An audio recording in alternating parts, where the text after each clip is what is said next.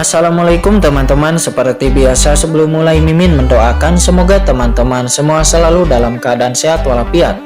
Oke, kali ini kita akan melanjutkan Martial Master versi novel bagian 1252.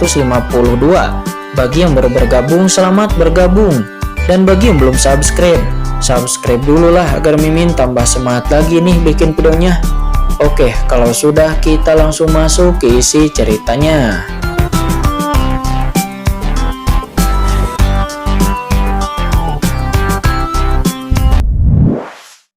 Dan itu tertutup sepenuhnya dan Qin Chen tidak dapat membedakannya sama sekali. Mungkinkah keluarga Ji menyembunyikan orang kuat yang tiada tara di belakang sini? Atau apakah itu adalah harta karun yang istimewa? Kata Qin Chen, dia menebak dan mengerutkan kening. Napas ini sangat menakutkan, jauh di atas ranah yang mulia surgawi. Meskipun itu sangat kabur, tetapi itu masih dapat dimata-matai oleh Qin Chen. Qin Chen menoleh dan terus mencari, tetapi tidak peduli bagaimana Qin Chen terus menyelidikinya. Qin Chen tidak pernah menemukan Ji Wuxu dan Ji Ruyu. Dan mata penciptaan sangat menguras energi dan Qin Chen tidak mencabut mata penciptaan sampai kepala Qin Chen pusing. Ji Wuxu dan Ji Ruyu, apakah mereka berdua benar-benar tidak ada di rumah keluarga Ji? Kata Qin Chen, dia telah mencari dengan seluruh kekuatannya, tetapi Qin Chen tidak melihat kekuatan jalan dao dari Ji Ruyu ataupun Ji Wuxu. Jadi Qin Chen hanya bisa menghela napas dalam. Ji Ruyu dan Ji Wuxu, mungkinkah mereka saat ini sedang benar-benar tidak ada di dalam keluarga Ji? Namun meskipun keduanya tidak ada di rumah keluarga Ji, pasti ada masalah. Tidak apa-apa, ayo kembali terlebih dahulu. Kata Qin Chen, dia pun segera mengguncang sosoknya dan bergegas kembali. Sementara saat ini sudah ada pemandangan meriah di balai keluarga Ji. Orang-orang dari berbagai kekuatan datang satu demi satu. Barisan depan secara alami adalah kekuatan ras manusia teratas seperti Istana Dewa Bintang, Tian Juo, Gunung Deosensan, dan Lembah Kunpeng. Dan barisan belakang adalah kekuatan seperti Kota Tongtian. Kekuatan utama dibagi menjadi 3, 6 atau 9 tingkat, dan mereka sama dengan kekuatan penguasa surgawi. Tetapi kenyataannya terdapat kesenjangan yang sangat besar. Dan Sengong Tianjun tidak diragukan lagi adalah yang paling populer di antara sebagian besar kekuatan. Orang-orang dari berbagai kekuatan melangkah maju untuk berkomunikasi dengan Sengong Tianjun, menunjukkan rasa hormatnya. Tidak ada dia hanya karena Tianjuo bertanggung jawab atas penyediaan harta karun bagi banyak kekuatan tertinggi umat manusia. Dia. Hanya saja Istana Dewa Bintang dan kekuatan lain di sampingnya memandang mereka, tetapi mereka sangat tidak senang. Mereka juga merupakan kekuatan surgawi tertinggi umat manusia. Siapa yang ingin menjadi diagung-agungkan? Penguasa Istana Dewa Bintang dan penguasa Gunung Deosensan itu mencibir kepada Sengong Tianjun. Menurut mereka, Sengong Tianjun tidak lebih lemah daripada mereka. Karena Sengong Tianjun sudah lama ini berkultivasi tetapi tidak pernah dapat menerobos ranah supreme. Namun yang membuat Sengong Tianjun itu lebih populer daripada mereka adalah Sengong Tianjun masih memiliki dukungan dari Xiaoyao Supreme. Penguasa Gunung Deosensan dan penguasa Istana Dewa Bintang itu nampak memiliki ketidakpuasan kepada Sengong Tianjun. Namun kali ini keduanya datang untuk menikahkan jenius terkuat dari kekuatan mereka dengan keluarga Ji. Dan mereka tidak banyak berbicara, namun mereka hanya memandang Sengong Tianjun. Karena Sengong Tianjun hanya datang seorang diri. Dan membuat mereka sedikit bingung. Karena kali ini semua orang datang ke sini dengan tujuan untuk berkompetisi seni bela diri. Jadi mengapa Sengong Tianjun hanya datang sendirian? Pada saat ini di pihak keluarga Ji, Ji Tianyao dan Ji Tianqi juga menyaksikan semakin banyak pasukan yang datang. Tetapi sampai akhir setelah tidak ada kekuatan tingkat tertinggi yang muncul, mata mereka menjadi redup. Leluhur, semua kekuatan klan yang kita tunggu, semuanya telah menerima pesan dan telah tiba di sini. Kata seorang murid keluarga Ji, dia maju dan berkata dengan hormat. Setelah Ji Tianyao melambaikan tangannya dan membiarkan pihak lain turun, wajahnya sedikit jelek. Ji Tianyao awalnya berpikir bahwa berdasarkan nama keluarga Ji-nya dan godaan dari klan kuno, 1 atau 2 kekuatan tingkat supreme mungkin akan datang. Karena di dunia kuno, hanya dengan bantuan dari ahli tingkat supreme, maka dimungkinkan keluarga Ji mungkin bisa menghadapi keluarga Xiao. Tetapi tanpa diduga, tidak ada ahli setingkat supreme yang membuat Ji Tianyao masih merasa menggelengkan kepalanya. Awalnya Ji Tianyao berpikir bahwa mengandalkan kekuatan surgawi tertinggi keluarga Ji miliknya, ditambah dengan identitas klan kuno, mungkin itu bisa menarik satu atau dua ahli supreme.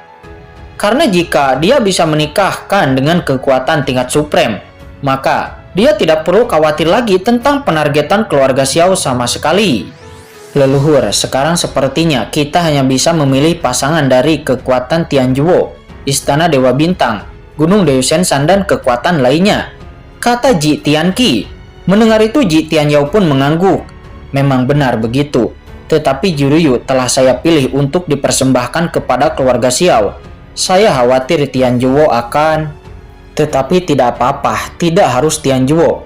Yang terbaik adalah bisa bekerja sama dengan kekuatan seperti Istana Dewa Bintang dan juga kekuatan lainnya, kata Ji Tianyao.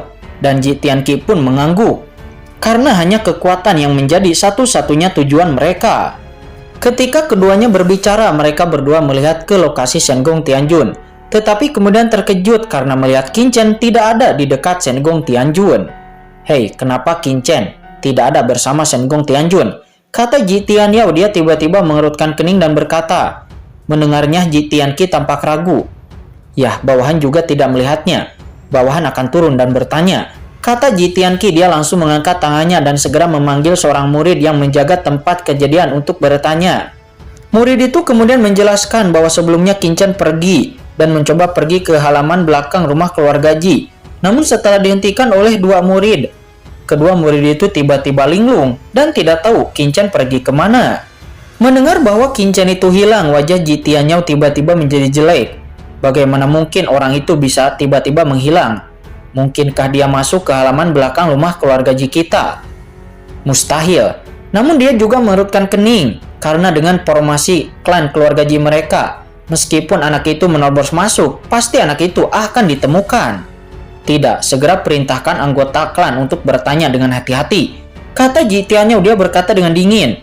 Dia memang sedikit bersalah karena Jiryu dan Jiwuxu dipenjarakan di gunung penjara neraka di belakang rumah keluarga Ji mereka. Setelah memberi perintah, Ji Tianyao dan Ji Tianqi segera mendatangi Shenggong Tianjun dan berkata sambil tersenyum, Tuan Shenggong Tianjun, kompetisi seni bela diri keluarga Ji saya akan segera dimulai. Saya tidak tahu kemana perginya Qin Chen itu. Mengapa saya tidak melihatnya untuk waktu yang lama? Ketika nama itu disebutkan di samping penguasa Istana Gunung Deushensan dan penguasa Istana Dewa Bintang, mereka berdua tiba-tiba mengembunkan mata mereka dan mereka berdua meledak dengan cahaya dingin. Peserta yang merekrut menantu dari keluarga Ji ternyata adalah Qin Chen. Keduanya saling memandang dan mata mereka bersinar dingin. Mereka sangat akrab dengan nama Qin Chen itu. Pada saat area terlarang Papilun Pedang Tongtian Surgawi dibuka, mereka telah mengirim bawahannya untuk pergi. Akibatnya semua bawahannya menghilang, dan hanya Qin Chen lah satu orang yang hidup dari tanah terlarang di Papilun Pedang Tongtian yang keluar hidup-hidup. Ini hanya di permukaan dan dalam kegelapan. Tiruan dari penguasa Istana Dewa Bintang dan penguasa Gunung Deushensan juga dimusnahkan di tanah terlarang Papilun Pedang Tongtian. Kemudian Istana Dewa Bintang dan Gunung Deushensan juga mengirim para ahli yang mulia ke rumah Guanghan di alam surga timur untuk mencari jejak Qin Chen. Namun akibatnya dua ahli yang mulia yang mereka kirim juga menghilang dan tidak diketahui kabarnya. Mengenai informasi Qin Chen, penguasa Istana Dewa Bintang dan penguasa Gunung Deushensan lebih tahu daripada ahli Tianjun manapun yang hadir. Tuan Shenggong Tianjun, saya sudah katakan sebelumnya bahwa Jiryu dan Jiwuxu sedang berada di luar dunia kuno. Jadi saya harap Tuan Shenggong Tianjun untuk sesegera mungkin memanggil Qin Chen untuk kembali, kata Patriark Ji Tianqi. Patriark Ji Tianqi, apakah Anda sedang mencari saya? Namun di saat Patriark Ji Tianqi mengatakan itu, tiba-tiba sebuah suara terdengar. Dan ketika Patriark Ji Tianqi itu menoleh, dia lalu melihat Qin Chen tersenyum berdiri di belakang keduanya. Saya baru saja hanya berjalan-jalan sebentar. Keluarga Ji layak menjadi klan kuno. Dan ukuran rumahnya sangat luar biasa, kata Qin Chen. Dia berkata sambil tersenyum. Melihat bahwa Qin Chen sudah kembali, Patriark Ji Tianqi pun menghela napas lega. Karena semuanya telah sampai, maka kompetisi seni bela diri keluarga Ji saya akan segera dimulai. Dan saya mengundang Anda untuk mengambil pintu sendiri untuk melakukannya. Kata Ji Tianqi, dia berteriak dan segera berbalik lalu berjalan menuju ruang terbuka di tengah aula. Sementara Qin Chen dia duduk di samping Shen Gong Tianjun. Bagaimana? Kata Shen Gong Tianjun, dia bertanya sambil tersenyum. Tetapi Qin Chen menggelengkan kepalanya. Melihatnya, Shen Gong Tianjun pun sedikit terkejut. Sementara Master Istana Dewa Bintang dan Master Gunung Dewi Shensan nampak saling melirik sedikit dan tanpa sadar mengerutkan kening. Jiruyu, gumam keduanya. Bagaimana nama ini bisa begitu familiar? Keduanya dengan cepat mengambil informasi tentang Qin Chen yang mereka temukan. Tiba-tiba satu kepercayaan menarik perhatian mereka. Itu tentang pencarian informasi Qin Chen tentang istrinya Jiruyu ketika dia berada di rumah Guang Han. Mungkinkah kedua penguasa itu saling memandang dan ada sedikit spekulasi di hati mereka? Yah, ada cibiran di mata penguasa Istana Dewa Bintang. Dan dia berbisik diam-diam di belakangnya. Dan pada saat yang sama dia mencibir kepada Qin Chen. Apa itu? Saat ini Qin Chen juga segera merasakan sedikit permusuhan. Dan Qin Chen tidak bisa menahan diri untuk tidak menoleh. Dan segera Qin Chen melihat dua pria kuat yang memancarkan aura menakutkan. Yang menatapnya sambil tersenyum. Tetapi dari senyuman itu Qin Chen merasakan hawa dingin. Kedua orang ini, kata Qin Chen yang merutkan kening, aura kedua orang ini membuatnya merasa cukup akrab. Kedua orang ini adalah penguasa Istana Dewa Bintang dan penguasa Gunung Dewi Shensan. Kata Shen Gong Tianjun, dia berkata dengan ringan kepada Qin Chen. Mendengarnya, mata Qin Chen tiba-tiba menyusut. Tidak heran jika penguasa Gunung Dewi Shensan dan penguasa Istana Dewa Bintang merasa begitu akrab. Qin Chen mencibir. Penguasa Istana Dewa Bintang dan penguasa Gunung Dewi Shensan apakah diam-diam ingin mengincarnya? Tapi mengapa? Sekarang berada di keluarga Ji, apakah mereka juga berani mengincarnya? Sementara saat ini Ji Tianqi sudah berdiri di ruang terbuka di tengah aula. Kalian semua yang hadir hari ini datang karena acara bahagia keluarga Ji saya. Keluarga kuno saya, keluarga Ji, yang telah disembunyikan sepanjang tahun. Tetapi sekarang umat manusia berada dalam kesulitan. Dan 10.000 ras berjuang untuk mendapatkan supremasi. Kami memutuskan untuk membuat kompetisi untuk putri keluarga Ji kebanggaan kami. Untuk mencari suami pilihan dan berkompetisi untuk sebuah pernikahan. Kami juga berharap agar kalian semua berteman dan menjalin silaturahmi. Terlepas dari berhasil atau tidaknya kompetisi ini. Kata Ji Tianqi. Mendengar itu semua orang di pengadilan pun mengangguk. Dan saya harus mengatakan bahwa kata-kata Ji Tianqi itu cukup indah. Namun sebelum Ji Tianqi dapat berbicara lagi, tiba-tiba terdengar tawa keras dari kerumunan dan kemudian melihat seorang ahli Tianjun yang kekar berdiri di belakang. Patriark Ji, saya menunggu datang ke rumah keluarga Ji ingin bekerja sama dalam kontes pernikahan. Namun hanya satu putri dari keluarga Ji untuk di kompetisi pernikahan. Dan satu putri keluarga Ji sepertinya tidak cukup untuk semua orang. Tiba-tiba kata-kata itu langsung menarik persetujuan dari banyak orang. Tidak sedikit kekuatan yang datang. Memang benar bagaimana Ji sini bisa membaginya. Ada kekuatan seperti Istana Dewa Bintang dan yang lainnya. Dan mungkin kekuatan-kekuatan seperti mereka tidak akan mendapat apapun. Mendengar kata-kata itu, Ji Tianqi juga sedikit mengernyit. Namun kemudian seorang ahli Tianjun yang kekar itu berkata lagi, kursi ini tidak bermaksud untuk menghancurkan panggung kompetisi keluarga Ji. Tetapi kursi ini berharap bahwa keluarga Ji tidak hanya menurunkan Ji Xinyi sebagai kompetisi pernikahan. Kursi ini juga telah mendengar bahwa Jiruyu, seorang jenius yang kuat dari keluarga Ji. Dan Sekte Dewa Petir saya bersedia menggunakan pena suci surgawi dan pil nyata guntur sebagai hadiah pertunangan jika Jiruyu bertunangan dengan jenius saya. Kata seorang ahli Tianjun itu, dan seorang ahli Tianjun itu bernama Kuang Lei Tianjun. Mendengar kata-kata dari Sekte Dewa Petir itu, demi bisa menikahi gadis dari keluarga Ji, dia rela mengeluarkan modal sebesar itu. Sekte Dewa Petir itu hanyalah kekuatan surgawi biasa, dan Sekte Surgawi sudah sangat menakutkan. Meskipun itu adalah kekuatan surgawi, saya khawatir jumlahnya tidak banyak. Tetapi dia langsung mengeluarkan harta sebanyak itu dan bahkan juga mengeluarkan harta pil guntur sejati yang merupakan pil yang sangat langka. Harta karun seperti itu benar-benar dikeluarkan oleh Sekte Dewa Petir untuk bisa meminang Jiruyu. Namun semua penonton pun mengerutkan kening. Siapa Jiruyu ini? Patriark keluarga Ji Tianqi nampak mengerutkan kening. Dia tahu betul Jiruyu dibawa kembali dari rumah Guanghan ketika mereka pertama kali merasakan darah klan keluarga Ji pada tubuh Jiruyu. Dan Jiruyu jarang keluar. Sebenarnya tidak banyak kekuatan besar umat manusia yang mengetahui Jiruyu. Tetapi mengapa sekte Dewa Petir ini bisa datang untuk melamar Jiruyu? Ada apa untuk sesaat Ji Tianqi sang patriark keluarga Ji itu tidak tahu harus berkata apa. Selain itu, pada saat ini Qin Chen merasa kedinginan dan melihat Kuang Lei Tianjun ini. Mengapa Kuang Lei Tianjun ini secara khusus ingin melamar Jiruyu? Dan Qin Chen belum pernah mendengar apa hubungan Jiruyu dengan sekte Dewa Petir ini.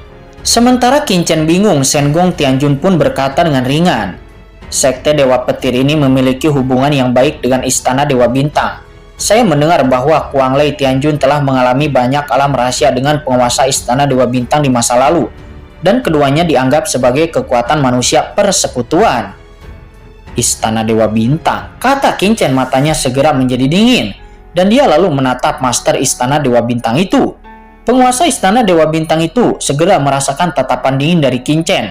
Tetapi penguasa Istana Dewa Bintang itu hanya tersenyum sedikit. Namun di kedalaman senyumnya yang dingin itu nampak acuh tak acuh. Istana Dewa Bintang, kata Qin Chen, dia langsung menahan amarahnya. Dan Qin Chen sudah memahami apa itu sekte Dewa Petir. Sepertinya sekte Dewa Petir itu diam-diam dihasut oleh penguasa Istana Dewa Bintang. Dan dia maju dengan sengaja untuk membuat Qin Chen marah.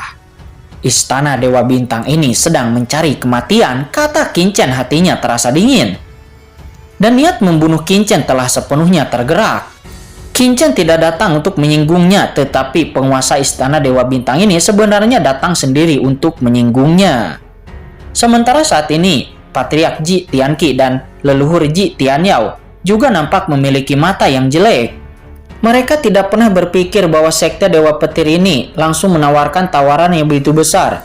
Dan untuk hadiah pertunangan pil nyata guntur ini sangat jarang. Setidaknya tidak di keluarga Ji ini adalah sekte Dewa Petir, harta karun terbesar sekte. Dan ada juga pena suci tingkat surgawi. Sekte Dewa Petir ini mengeluarkan tangan yang besar. Dan hal bagus seperti pena suci tingkat surgawi, bahkan kekuatan tingkat yang mulia surgawi pun tidak akan memiliki banyak. Untuk kekuatan Tianjun manapun, ini adalah sumber daya kekuatan dan masa depan sekte tersebut. Patriark dan leluhur keluarga Ji itu bertanya-tanya mengapa sekte Dewa Petir rela mengeluarkan begitu banyak uang untuk menikahi Jiruyu. Mungkinkah dia menyukai sesuatu tentang Jiruyu? Saat ini leluhur Ji Tianyao bahkan sedang mempertimbangkan apakah layak baginya untuk mendedikasikan Jiruyu kepada keluarga Xiao ini. Karena bagaimanapun juga, cepat atau lambat, walaupun dia menyerahkan Jiruyu, akan ada konflik dengan keluarga Xiao. Dan kontes ini bela diri ini saja juga akan menimbulkan ketidakpuasan dari keluarga Xiao. Lalu, mengapa dia harus repot-repot memenangkan keluarga Xiao? Lebih baik memenangkan kekuatan tertinggi umat manusia ini. Dan ketika ekspresi dari Ji Tianyao berubah, pada saat ini Qin Chen berdiri dan lalu berkata dengan dingin kepada Kuang Lei Tianjun. Maafkan aku, Kuang Lei Tianjun. Jiruyu adalah istriku. Hari ini aku datang ke sini khusus untuk menjemputnya. Jadi kamu bisa menarik kembali hadiah maharmu itu, kata Qin Chen. Dia berteriak dengan dingin kepada Kuang Lei Tianjun. Nah, siapa kamu? Melihat Qin Chen berdiri, Kuang Lei Tianjun pun tiba-tiba mendengus dingin. Aku adalah suami Jiruyu. Dan aku minta maaf, jadi tidak mungkin Jiruyu dapat kamu lamar. Jadi silahkan kamu mundur dan singkirkan mas kawinmu itu. Dan juga singkirkan ide busukmu itu, kata Qin Chen. Dia berkata dengan nada yang kuat. Meskipun Qin Chen tidak tahu apakah Ji Tianyao dan yang lainnya akan menyetujui persyaratan sekte Dewa Petir itu atau tidak. Akan tetapi tidak peduli apakah mereka akan setuju atau tidak, Qin Chen tidak akan pernah membiarkan keluarga Ji berbicara. Karena Jiruyu adalah istrinya dan tidak ada yang bisa menghitung Jiruyu di depannya. Boom! Mendengar kata-kata Qin Chen bahwa Jiruyu adalah istrinya, banyak kekuatan yang hadir pun terkejut. Ada apa? Kompetisi seni bela diri belum dimulai. Tetapi murid sekte Dewa Petir dan Tianjuo sebenarnya bertengkar karena wanita lain. Dan yang membuat mereka semakin bertanya-tanya, siapakah Jiruyu ini? Yang membuat semua orang semakin bingung adalah bahwa murid Tianjuo yang dibawa oleh Shen Gong Tianjun sebenarnya mengatakan bahwa Jiruyu adalah istrinya. Lalu, kapan Tianjuo dan keluarga Ji melakukan pernikahan?